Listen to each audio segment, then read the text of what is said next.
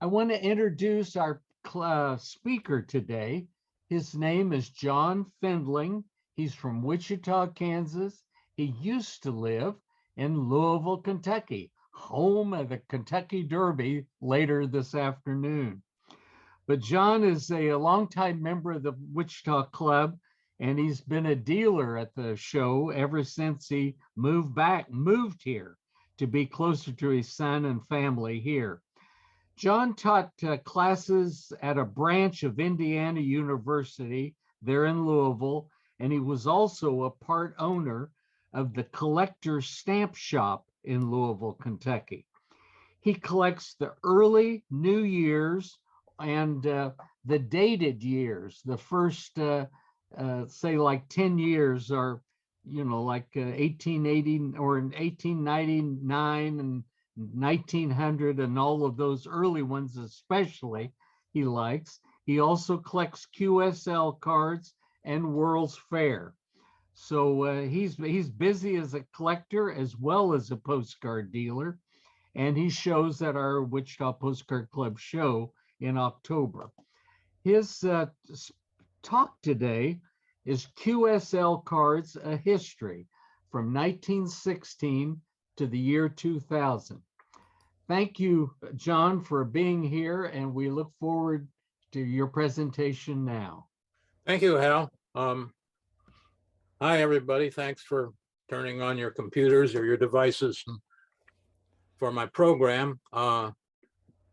QSL cards are a relatively obscure subsection of postcards in general. What they are, for those who aren't familiar with them, are cards that ham radio operators or amateur radio operators, I'll use the terms interchangeably, exchange with each other to confirm the fact that they've communicated with one another by radio.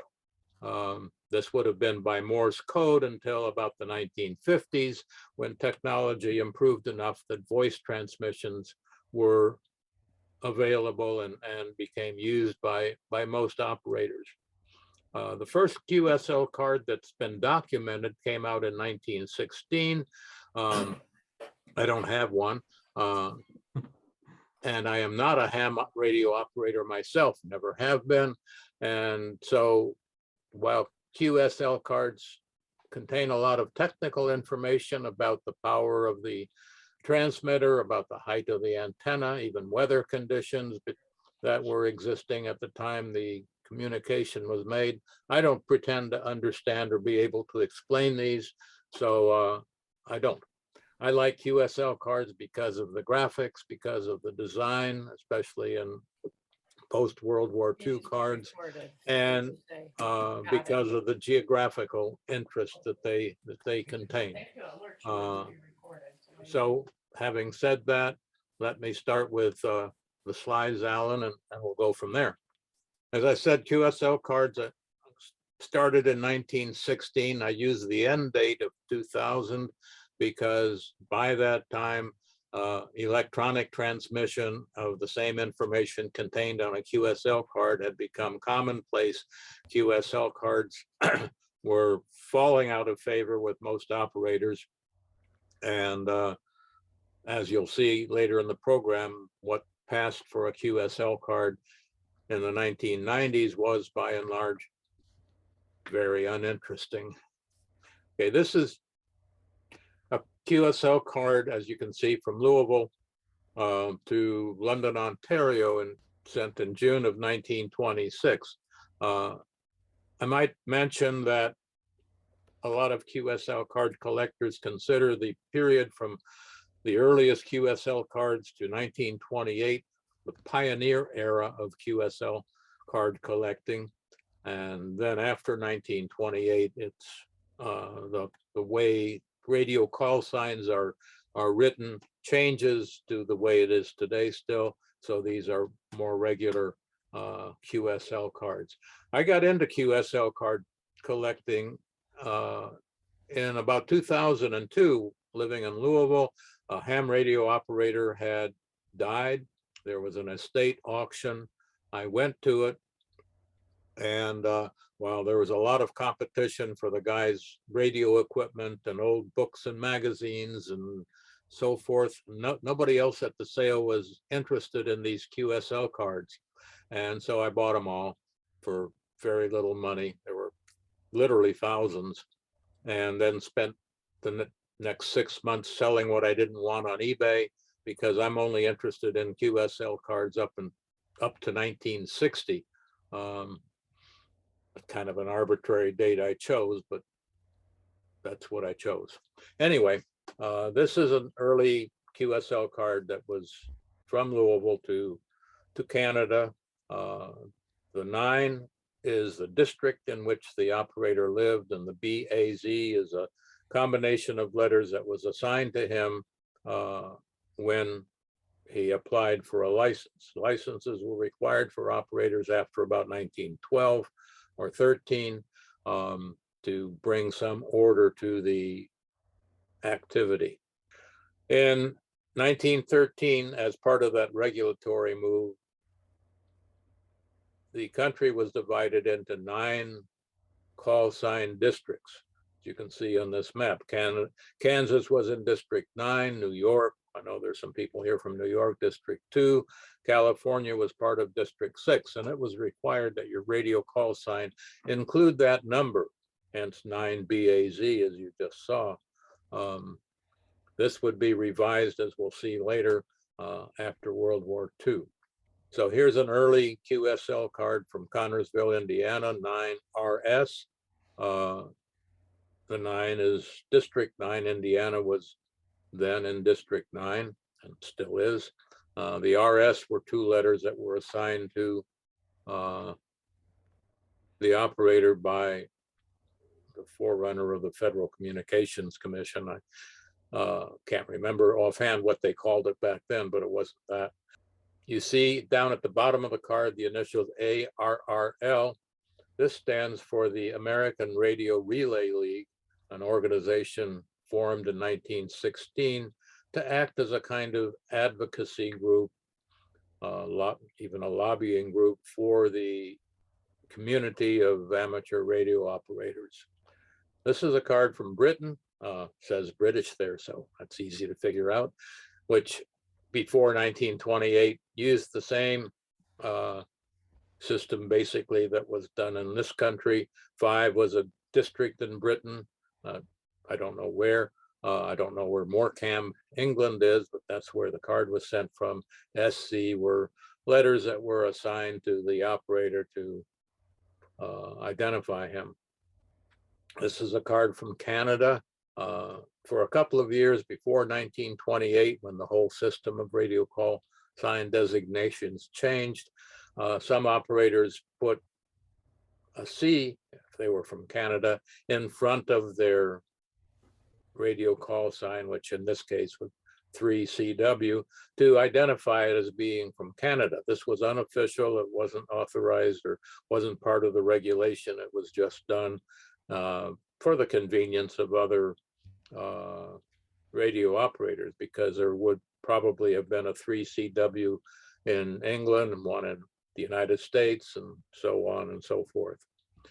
So that's what the C at the beginning stands for. And in the United States, some operators, not all of them, used the letter U for United States. Some used NU for North America and United States. This is U4PX. The actual radio call sign was simply 4PX. This is one that uses NU, again, totally unofficial, sent from Dallas. District number is 5. The actual radio call sign is 5DX. And another NU card from District 9 in St. Joseph, Missouri. When radio call signs were issued, they first used 2 letters after the number. So the very first one in District 9 would have been 9AA. And when they ran out of 2-letter combinations, they moved to 3-letter combinations, starting with AAA and going on from there. So this was a later licensed operator. In 1947, or thereabouts. Another reorganization of call sign districts was undertaken that included a new area called 0.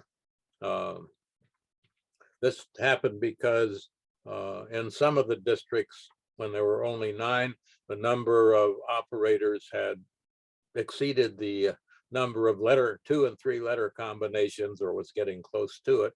And the easiest way to get out of that jam was to create another district 0, which our state of Kansas falls into, having been moved from District 9. District 9, which did include most of those northern plains states, now was relegated simply to Illinois, Indiana, and Wisconsin, 2 fairly populous states. And District 6, which had also included earlier Nevada, Utah, and Arizona, was now simply California, which of course experienced a lot of growth between 1913 and when the first 9 districts were established and the end of World War II.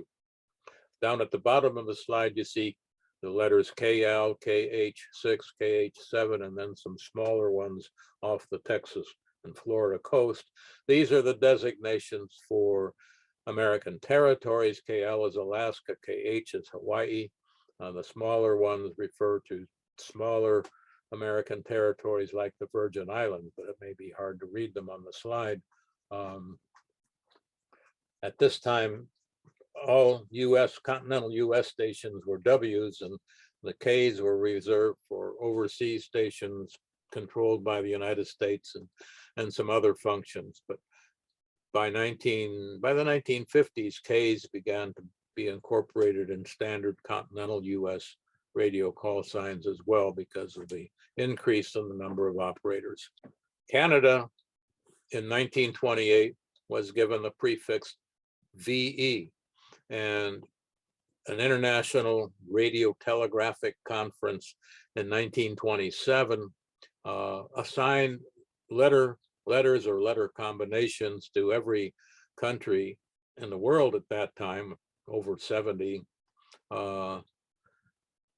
that operators were required to use as part of their radio call signs. And Canada ended up with VE, and I think some other V letter combinations, but VE is, I think, the most common one you see for Canada. Great Britain was G. The United States got W and K, but at first only W's were used for ham radio operators. And the system of radio call signs hasn't materially changed then. When the number of 3-letter combinations ran out in the United States, a letter A was added after the W, so radio call signs became WA9XXX or whatever it might be. And then in some districts, B's and C's have been used since. Here's an early 1928 QSL card. You can see a little more decoration coming into the cards with the border around it. W1, the New England card, Providence, Rhode Island. MO, because it's a 2-letter combination. It was an early license for the operator, who's got the delightful name of Harry Mary, as you can see from his signature, and he prints very well. And this was sent to Akron, Ohio in May 1928, about the time operators were required to begin using the W in front of their radio call sign. Here's an even earlier one, also from Providence. This is W1BC, the first one licensed with the W would have been W1AA.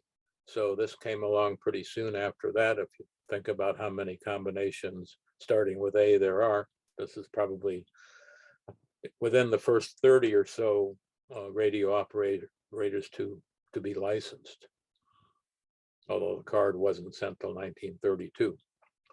This is one from Chicago with the ARRL logo, W9, that's district that includes Illinois after 1928, HBW.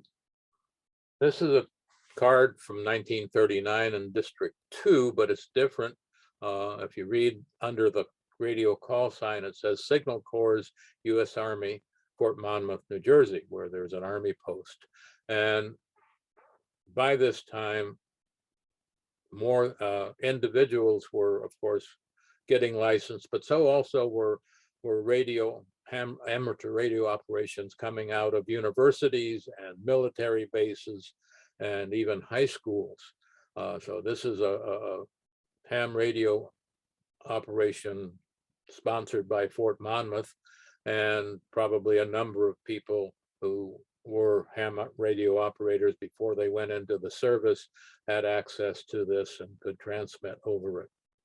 This is one from a college or university radio club, University of New Brunswick up in the eastern part of Canada, 1954, but it's the same thing as a military base. It was a station on the campus and able to be used by a number of different people who were members of the UNB radio club, no doubt.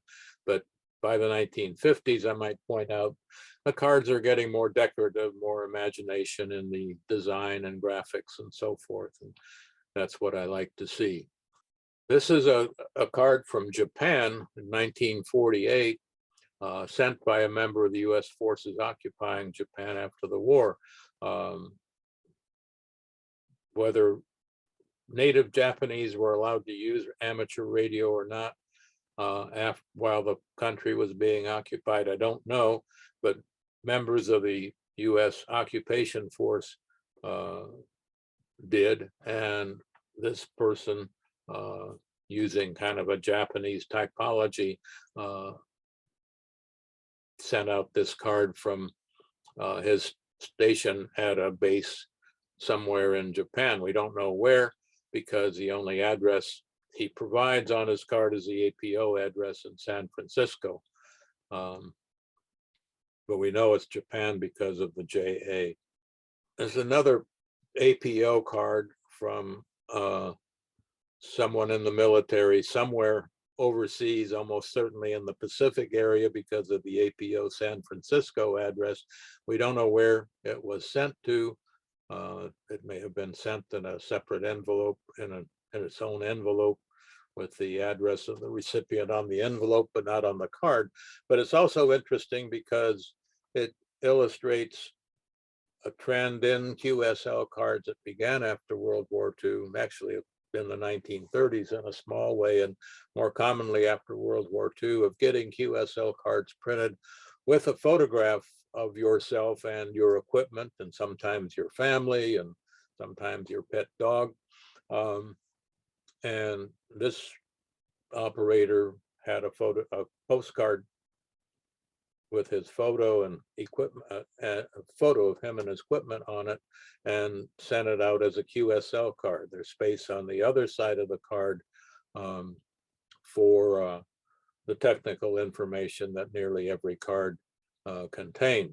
Might mention that early on, QSL cards took on the size of postcards, which is why they're part of postcard collecting, and that has remained constant throughout the history of QSL cards. The vast majority of 98% of them are postcard size, either standard postcard size, or in the case of European QSL cards, the continental size. You see very few that are any other size. By the 1950s, if you read or subscribed to a ham radio magazine, you began to see advertisements from printing companies who would print QSL cards for you. And this was a very popular style back then. This card was mailed in March of 1963, but these cards contain a map of the United States along with your radio call sign, and then an arrow. You see it just below the radio call sign there, saying my QTH. QTH is ham language for location, and it points to wherever Velma, Oklahoma is. It's a small town. I've never been there, but you can find these cards with those little QTH arrows all over the country, and it's an interesting way to publicize your location. But this was a common style of commercially printed QSL cards. You could probably order these by the 100 or 200 or how many ever you wanted.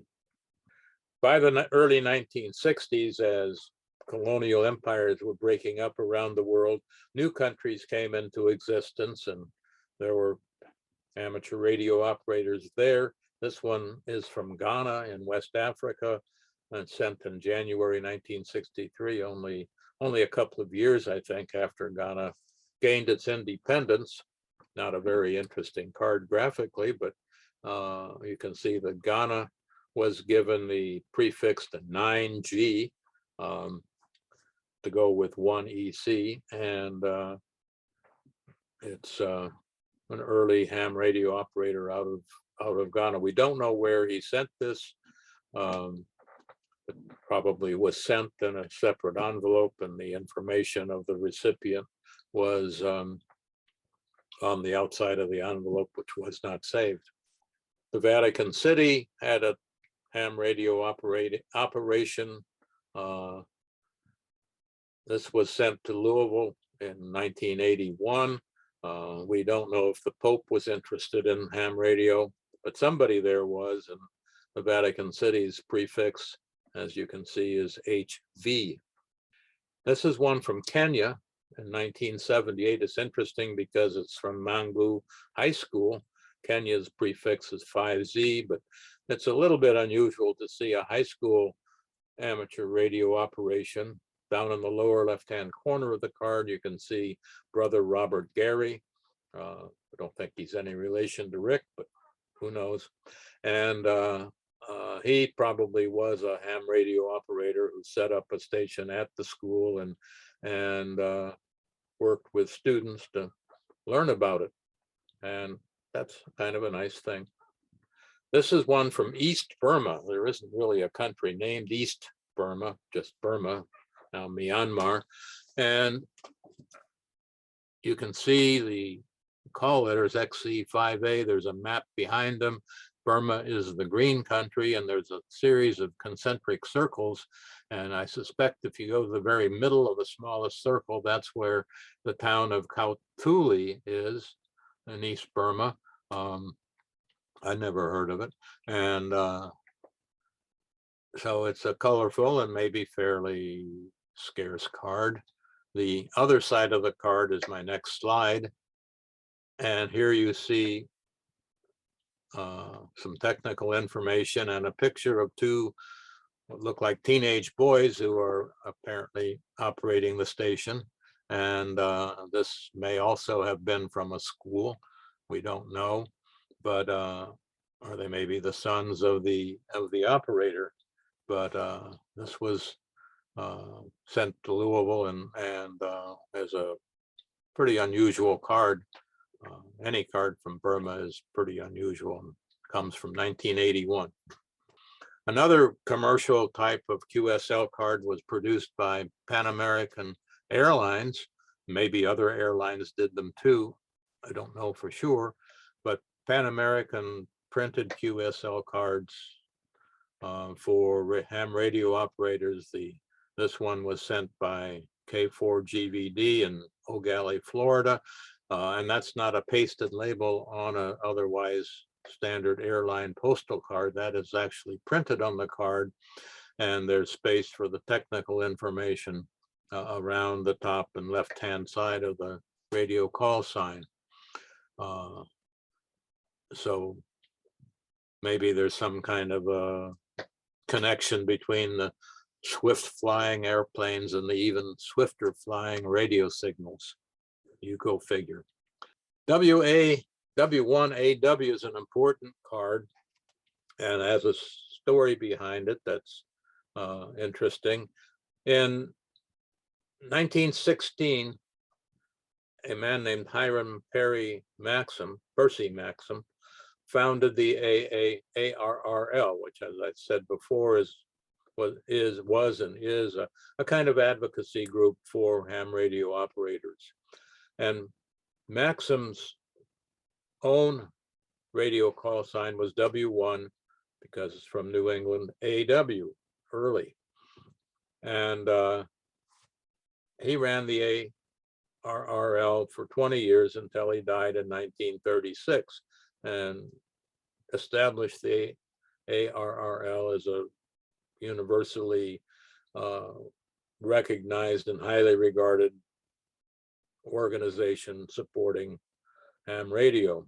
When he died in 1936, the ARRL, as a memorial to him, as a tribute to him, adopted his own personal radio call sign as its radio call sign. And so the ARRL's call sign was then and still is W1AW, in tribute to the founder of the organization. This was sent to Louisville in 1996, but you can find them from much earlier time than that. This is W1MK, and it's a radio call sign of the ARRL before it was changed to W1AW. This is from 1934. It shows a picture. Don't see many pictures on 1930s radio QSL cards of the what looks like fairly extensive equipment used in the headquarters of the organization. And they had the call sign W1MK until 1936. This is a card from Belgium, and it's one of my favorites with respect to design. This is from 1956. After the 1950s, cards became more interesting from a design and graphic standpoint. Belgium's prefix is OL, and this was sent from Schilde, Belgium to station W1KJD. There's no information on the card of whose station that is or where it is, outside of the fact that it's in New England, where District 1 is. But I like the design and the graphics, and so I put it in here for you. This is a card from Germany. It's actually continental postcard size, as you can probably tell. Sent in 1980 to my guy in Louisville. German QSL cards start with D. They use other second letters because there are a lot of operators in Germany and not that many combinations. This is DL7 OK. The operator includes not only a picture of himself, but also pictures of what we may assume to be his 3 children. And that makes the card more interesting and more collectible. This is a card from Ghana again, 1976, and it shows a lady ham operator. All lady ham operators are referred to by the initials YL for young lady, no matter how old they may be. It's just customary. And this young lady, YL, is from Accra, Ghana. She sent the card to Louisville in 1976. The vast majority of ham operators then and now are guys. I am told there are about 600,000 ham radio operators around the world now, and I'm guessing that only maybe 2 to 5% of them are women. I haven't seen any figures on it recently, so I don't know for sure. But here's Francis Gardner greeting you from Ghana. By the 60s, 70s, and in this case, the 80s, cards began, or operators began transmitting from ever more exotic locations. This is from East Kiribati. Kiribati is an island, or maybe a group of islands in the Southwest Pacific. The operator there is standing in front of the Captain Cook Hotel on Christmas Island. I wasn't aware that, and I'm still not for sure, that Christmas Island is a part of Kiribati. Christmas Island is, I think, more northwest of Australia than I thought Kiribati was, but I don't know for sure. And this operator is running 2 stations and checks off the one T32AI to tell you which station he was transmitting from. He looks like he's enjoying the tropical climate of East Kiribati. This is a slide from a relatively recent date, 1997, but it's interesting from a couple of standpoints. First of all, it's totally hand-drawn and colored. And secondly, it's from the Girl Guides Jamboree. Girl Guides are the British version of Girl Scouts. They have jamborees like Boy Scouts do, and this was one in the UK where evidently a ham radio operation was set up, and they sent QSL cards to whomever they made contact with. Here it's somebody in Canada. We don't know who or where in Canada, but we do know it's Canada. And because of the radio call sign VA3DN, which was a Canadian prefix, in October 1997 by Natalie Davies, no doubt a Girl Guide. The Boy Scouts did it a little bit differently. They created back in the late 50s a jamboree on the air where on a given date, scouts who were ham radio operators or their scoutmasters or whatever publicized the fact that they would be having a jamboree on the air, in this case, October 18th and 19th of 1975, and they would send a special QSL card to anybody who confirmed contact with them, which the guy in Louisville from whose cards I bought, W4KFB, did. And so they sent him this card certifying or confirming that they'd contacted him. I don't know. There's no way to know in this kind of situation, like going to a Zoom meeting, you don't know where anybody is for sure. But anyway, somebody participating in the 18th Jamboree on the Air sent this to Louisville, and they probably stole the image of Dennis the Menace in making their card. Amateur radio operations were also utilized at major events as a demonstration or as an exhibit. This is a ham radio card from a World's Fair that we learned a little bit about last month. Thank you. W2 USA was a call sign created for the fair, and I don't know which pavilion at the fair this radio operation functioned, but there was probably an appropriate one. And the QSL card uses the logo of the fair and spotlights that were common at the fair. And the 1939 date, there's a W9SFN radio call signal written in the blank space underneath the logo.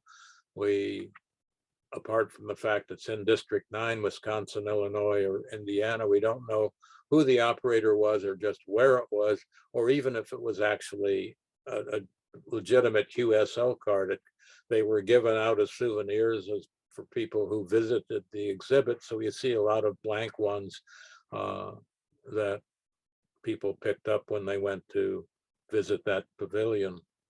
Anyway, it's an example of one that was used at this fair. You can find them for other fairs as well as you can for different Olympic games. I've seen quite a few from the Moscow Olympics of 1980, for example. The bicentennial in 1976 produced a flurry of special QSL cards using the bicentennial 1976 logo. For the bicentennial year, ham operators were allowed to adopt the letter A as part of their prefix, which had originally been reserved back in 1928 for the United States, but which never had been widely used. There were some specialized types of radio communications that used A, but by and large, ham radio operators never used it, but were granted the privilege of using it during the bicentennial year. This was probably really an operator whose radio call sign was WC8CWY. He was in West Virginia anyway. We don't know where he sent this card to, or even if he sent it. A lot of cards escaped into the collector market without having been actually used as legitimate QSL cards. Okay, this is a type of card that's an important subset of QSL cards, and they go by the name of DXpedition QSL cards. DX is ham language for distance, and it's a play on the word expedition.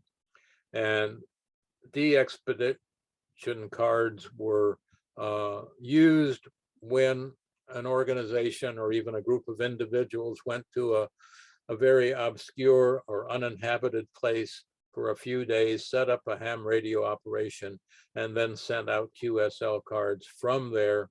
Well, they probably sent them when they got back home, but sent QSL cards identifying that location to the people with whom they had communicated. The YASME organization, YASME, was one of the largest organizations that sponsored these DXpeditions, beginning in the 1960s, or maybe even a little earlier, and continuing through the 70s and at least into the 80s. This one is from, and they used a standard design, so you can always tell a YASME card. This was from St. Thomas in the Virgin Islands. St. Thomas by itself isn't an obscure location, but it may have been someplace in or near St. Thomas that brought about the DXpedition operation. Another organization that sponsored DXpeditions was the Northern California DX Foundation. This 1978 QSL card was from Navassa Island. I don't know where that is, but it doesn't look from the picture like a very hospitable place. And it was sent in 1978 to anyone who made contact with it.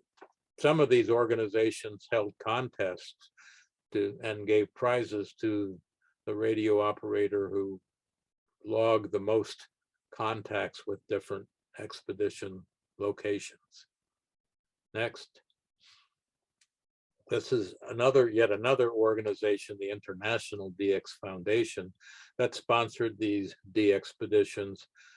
This is from Water Island, which is part of the Virgin Islands, but obviously not a well-known or heavily populated part.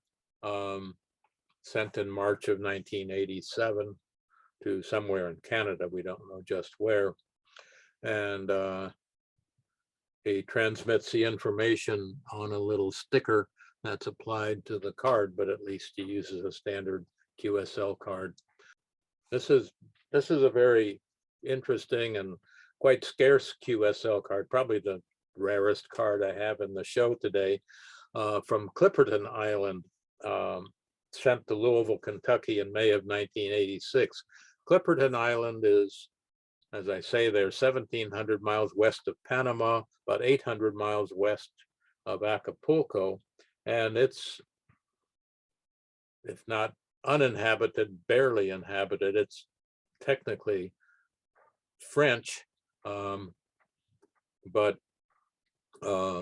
it's way out of the way of everything. And these guys, these 5 guys there, went there and set up a radio operation, ham radio operation in 1986.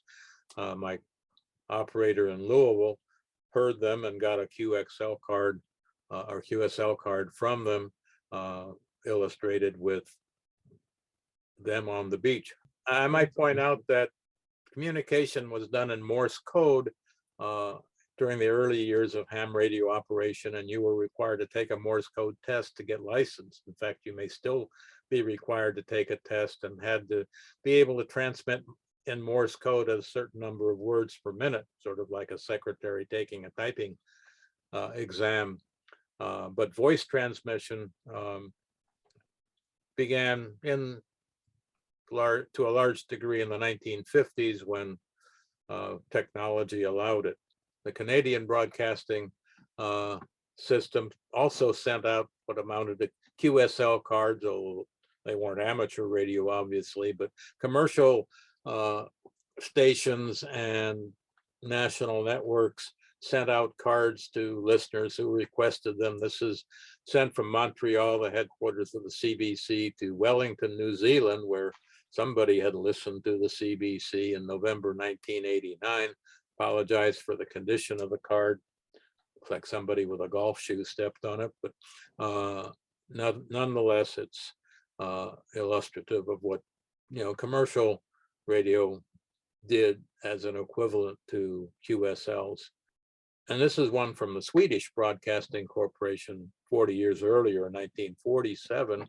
Not as interesting a card, but nonetheless, they did send verification of reception cards to those listeners who took the trouble to write in and say, I heard you. We don't know where the person was that heard this card. They probably sent it in a separate envelope, but it's dated July 4th, 1947. Here we have what are called echo stamps. It's sort of related to QSL cards. In the 1920s, commercial radio stations in the United States and Canada would send these stamps, which, as you can see, are printed with the names of different commercial radio stations, to listeners who requested them, and usually enclosed a dime for postage and handling. And they became popular for a few years in the 1920s.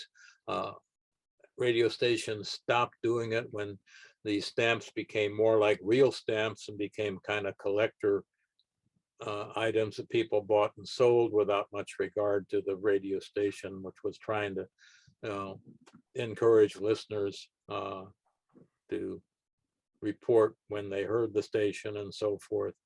But they're attractive engraved stamps, and a lot of people like them. This is another variety of commercial station reception stamps, Bryant radio stamps. And as you can see, it's the same type of thing, the radio station call letters in the stamp design. And these were sent out to in the 1920s to people who reported hearing that station somewhere. Normally you had to write in and say, well, I heard your station on such and such a day at such and such a time, and it was the Bing Crosby program or something like that. As I mentioned earlier, in the 1990s, as computers came into use, QSL cards began to fall out of favor. This is a 1990 card from Marburg, Germany, to somebody in District 2 in the United States. It's a very uninteresting looking card from a graphic standpoint, and the technical information, even though there's space for it to be handwritten on the card, now is simply something printed out on a piece of computer paper and stuck to the card. Not very interesting at all. And by later in the 1990s, you didn't even have a card. You just had a scrap of paper, which was sent to, in place of a QSL card, to, in this case, my guy in Louisville, from somebody in New Brunswick, Canada. And now they don't even, most radio operators don't even do this much. They simply send you a text message or an email confirming your reception of their broadcast or whatever. And that ends the program. I thank you very much for your attention, and I'll be happy to answer the questions that have accumulated while I've been talking. Great, thank you. Thank you so much, John. we'll turn to Bill Burton now and see if we have any questions or comments in the chat window, please. Thank We've you, Bill. actually committed a bunch of questions, but Oh, good. the leading voice is George Everhart, who has made two comments. First of all, he wanted to know if there is an organization or a database that has the listing of all the radio call signs. There is, I think, it's called a radio logbook, and it's updated by the ARRL. I think if you went to their site, you could find out about it. I don't know if it's available to the public or only to registered or licensed ham radio operators. But I think you can find out by going to the ARRL website. Okay. The second thing, the second point that he makes is that he has identified the Navassa Island as being an uninhabited place south of Cuba. Did I get that right, George? Sounds good to me. No fair. It's just a very small island, so they must have taken a boat there to Yeah, set up their radio. that's what they Nobody would goes do. there normally. Right. That's the beauty of the expeditions. Mark Moss has identified who is W1JKD. Chicopee, Massachusetts. Okay. So, and he got that out of the 1940 edition of the amateur call book. Is that Thank right? you. Did I get that right? That's correct, John. That was on one of your QSL cards. You weren't sure who the recipient was. That's Right. who that recipient is. Well, I appreciate your research. Sure. I'll make a note Okay. of that. Hal Ottaway asked, is the technical information include the height of the towers? Antenna. It would include it would often include the height of the antenna. It would include the wattage of the transmitter. It might include some information about the weather conditions at the time of transmission, and probably some other things like the make and model of the transmitter that I don't pay much attention to. Understand. Okay. And the last one that I have here is from Mark Moss saying, pointing out that the requirement to be able to do Morse code was discontinued as of 1991. Okay. Hal also, I take Mark's word for it. I'm sure he knows more than I do.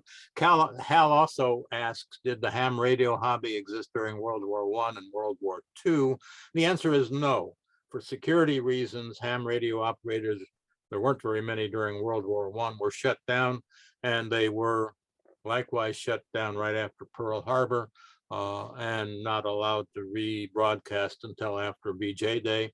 And this was for security reasons as much as anything, as I understand it. So you can't find QSL cards dated between December 1941 and August of 1945. Very interesting. Bill, did we have anything else? I have Mark Moss that wants to Well, I've been show a talking, few. I've forgotten a couple of more, but I have to Okay, read them. go ahead. Please go ahead. This is, I guess it's Barb. I have just scanned 2 Toronto QSL cards that I remember that I have, if you want to see them. We'd love to. Sure. Okay.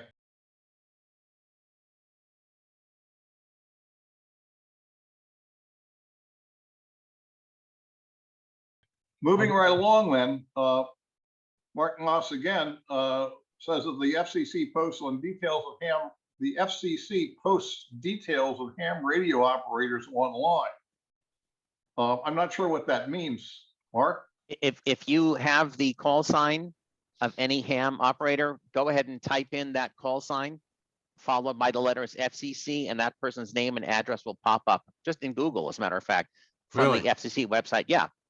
I've Really? listened to FCC ham conversations on my shortwave radio, and you can find out who it is and their home address. It's very easy because the FCC posts it. Okay. Thank you. Um, That's what you get for not being a ham radio operator yourself. You don't know this stuff. Greetings to you from Hungary. Thank you for coming in and listening to us. Yeah, this is from Zoltan. I guess it's Horvath, who sends greetings, but you've got that one already, right? Yeah. Okay.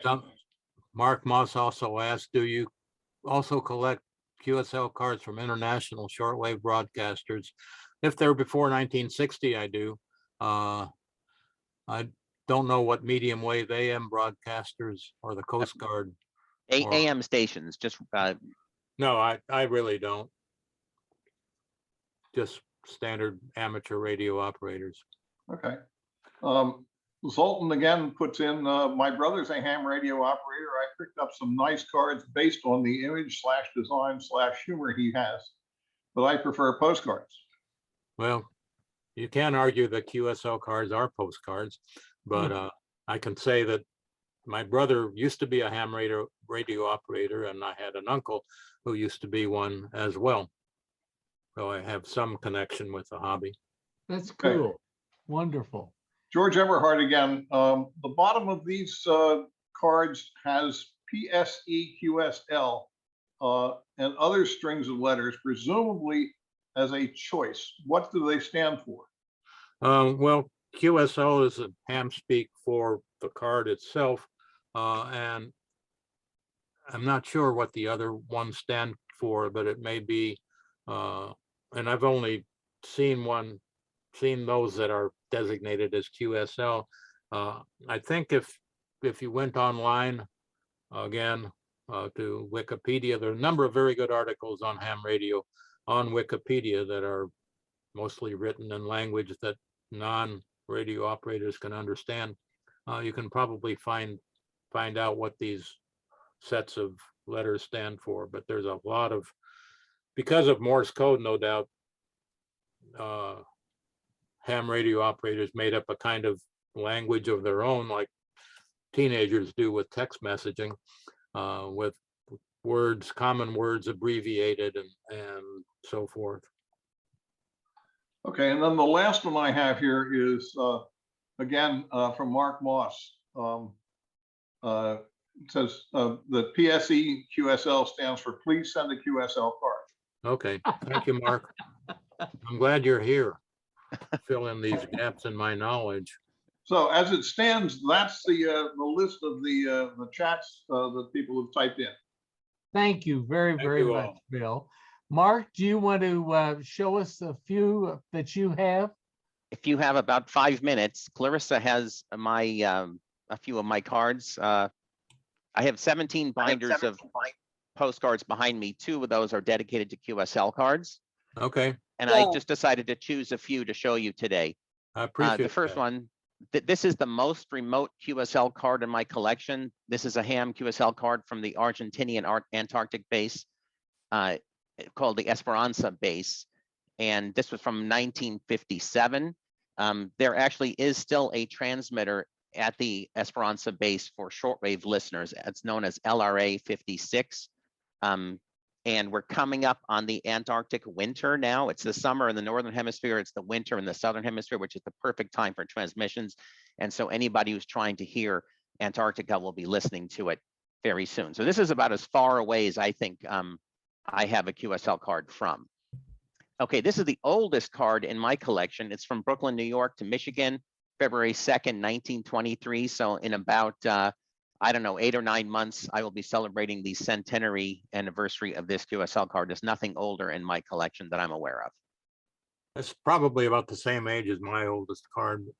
I'd have to look through them and see. Yeah, I know, John. I'd love to have something even older than this, but this is about as old as I've been able to find. Yeah, likewise.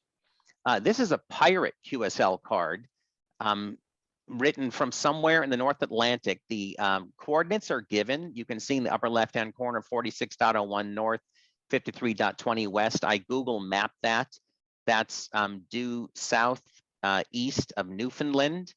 And if you read the code that's listed there, he says, very sorry, I can't give you the full particulars, OM, which means old man, referring to a male recipient, but it's a cargo boat and there's a gross tonnage given and so forth. And he says, Cheerios, ES means and, best 73s, which means best regards, pirate.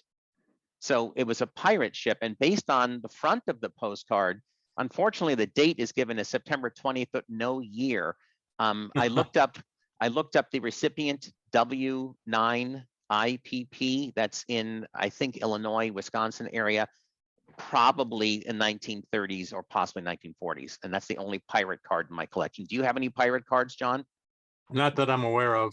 Are you No. referring to a pirate card as an unlicensed operator or a real pirate ship? Well, pirate operator. I don't really think it's somebody with, a patch on his eye and a hook in his leg, but a pirate operator, unlicensed operator on the high seas. That's what I assumed. I don't know that I have any of those. Sounds Yeah, like Zorro to me. I was pretty fascinated to get this card and put it in my collection.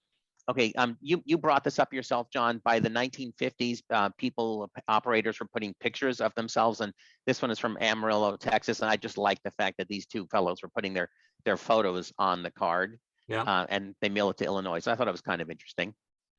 I like this one because both Shav Levine, who I believe is on the call, and I went to school in North Hollywood, California, and I came across this card. This operator was originally in Encino, but moved to North Hollywood. And because we went to high school there, I thought, well, hey, this card came from my alma mater, in albeit before I was born, but anyway, 1955. So there you have it. This is one of the international shortwave broadcasters I was telling you about, John. This is from a country that no longer exists, East Germany. Right. And I heard this broadcaster myself in 1990. I sent them a letter and they sent me a QSL card dated April 7th, 1990. I heard their broadcast, and within a year or year and a half, they were off the air because East Germany was gone. This, I believe, is the most beautiful card in my collection. It's from Portugal, Radio Portugal International. I just love the picture on the left side. Not an easy station to hear. Portugal was not a large broadcaster. The power and the hours they broadcast and whatnot, but I did hear them also in 1990, sent them a letter. Again, there was no email back then. You had to actually mail a letter to them, and typically a couple months later, it would come back to you in the mail. But I love this card, and I'm glad to have it in my collection. They are also now off the air. I decided to put postcards, QSL cards from, unfortunately, Brothers at War. This is Radio Moscow in 1990. Radio Moscow was the voice of the Soviet Union at the time. They later became Voice of Russia, and then they also went off the air entirely. And then the next card after this is Radio Kiev. Unfortunately, the handwriting there has kind of faded, but that's also from 1990. Radio Kiev had their own broadcaster. And notice how they spelled it back then, K-I-E-V, not like we spell it today, K-Y-I-V, but that's how they spelled it back then. And both of those are off of the air on shortwave. Radio Havana, Cuba, what I thought was interesting about this is this card was sent to me in 1990 at a time that we did not have diplomatic relations with Cuba, and they really wanted to reach out to the hearts and minds of Americans. They were able to send mail to us. We are obviously able to hear their transmissions, in fact, loud and clear in the evening here in America. So you'd mail them a letter, and they would mail you the card, and very easy to QSL, Radio Havana, Cuba. Even today, you can hear Cuba in the evenings throughout America and send them a letter, and they will mail you a QSL card anytime. And then it's not just international broadcasters. This is a time station from Australia, VNG. So you tune in on this frequency, and it would just have beeps every second. And on the minute, it would have the announcement of what time it was. Various different countries had time stations. Most of these have gone off the air because now with cell phone technology, computer technology, you don't need an international shortwave station to tell you the time. In America, we still do have two time stations, one in Colorado, one in Hawaii, but most of these other stations are off the air, including VNG Australia. So I'm glad to have this card from 1986. I heard it myself and sent them a letter, and they mailed me this card. This is a Coast Guard QSL. I heard the Coast Guard transmitting in 1990 on a very particular frequency, and sent them a letter, and it's anybody's allowed to listen to it. It's not a secret or military sensitive transmission. Mail them letter, and they mail me a QSL card, and there you have it from their little little shack radio station NMO. That's one of those stations in America that starts with the letter N. Most stations start with K or W, Right. but that's one that starts with N in America, interestingly enough. And so I'm glad to have that QSL as well. And I mentioned to you, John, earlier that you can also write a letter to various AM stations, medium wave stations, and some of them still will send you a QSL postcard. This is WHO Des Moines, Iowa. Now, I know folks in Kansas think, well, what's the big deal about hearing a station in Des Moines, Iowa? But out here in California, hearing a station all the way from Iowa is a very big deal. And so I certainly wrote them a letter back in 1990, and they mailed me this QSL card. And I'm, again, very proud of that because of the DX, meaning the distance that it came. This is the last one in my presentation. This is an example of a letter that you would mail to a station. This is the envelope that I mailed May 8th, 1986 to Radio Finland, their foreign service. I heard their station when I was a student in New York, and fully expecting to get a QSL card back from Radio Finland. But lo and behold, the letter came back to me because a lot of mail that was directed to the Eastern Europe and Northern Europe, Scandinavia, was being sent back because of Chernobyl. They were just not sending any mail back to, they were not sending any mail to Eastern and Northern Europe because of the radiation. And so this one came back to me. And so to this day, I have this letter in my collection unopened with a reception report in it. And I never got that QSL card from Radio Finland. And that's the last one in my collection that I wanted to Okay. share. Thank you, you. Mark. Thank you, Mark, and You bet. thank you, Clarissa, for your help. Thanks to everyone for coming today. And again, one last time to John Findling for your help and helping us here with our May meeting. Bye-bye, everybody.